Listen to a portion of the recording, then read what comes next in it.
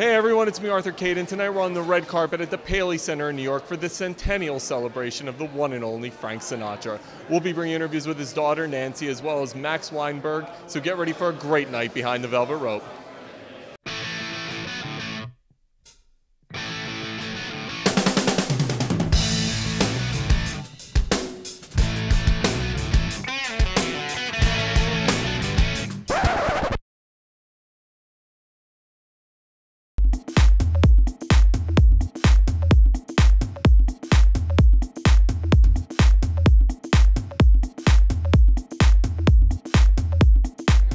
Hey everyone, it's me Arthur Kade. Nancy Sinatra, your father is being celebrated tonight at the Paley Center, 100 years.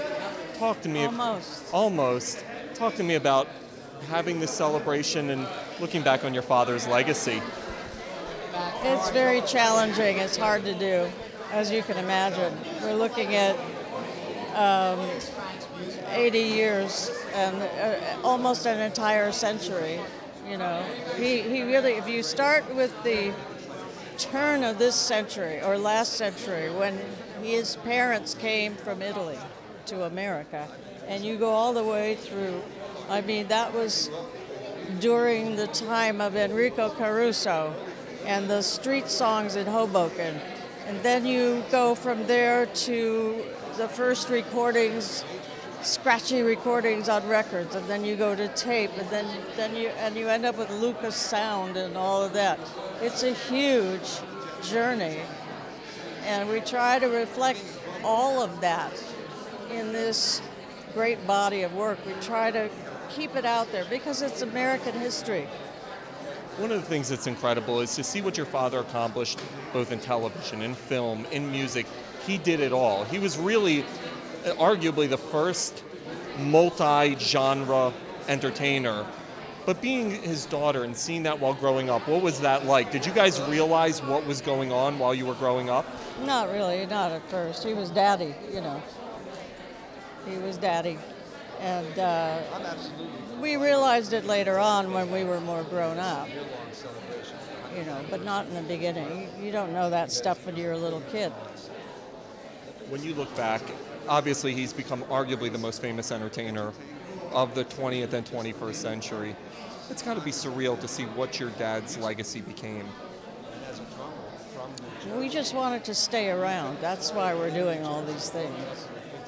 We wanted to reach the next generation and the generation after that.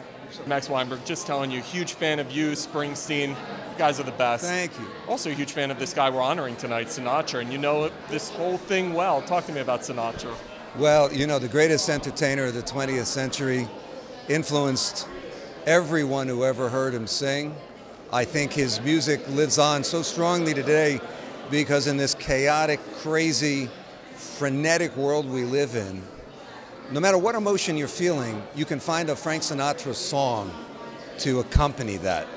Particularly the Columbia years where, you know, he was the soothing voice during the World War II years. And I think his music is as apropos to the times now as his music was then. How does someone like him influence you and Bruce and what you guys did with rock? Well, he made it okay to be born in New Jersey, for one thing. I love that. And growing up in New Jersey in the 50s and 60s, you were very aware, if you were a musician, of Frank Sinatra and his legacy, and his music, his movies. As a drummer, you know, you have to be able to play all kinds of music, not just rock and roll. So in my household, Frank Sinatra was key, as well as opera, as well as rock. So, you know, you can make a direct correlation between, you know, Frank Sinatra to Elvis Presley to Bruce Springsteen. Speaking of Bruce, he just got up in Asbury Park for a quick performance. You guys going back on tour? Please say yes. Well, Bruce has been known to do that, you know, just get up with a local bar band, although Joe Grishecki is not local. He's from Pittsburgh, and he was celebrating the fall season down there, and it's always great to see Bruce get up on stage. You never know what Bruce is going to do.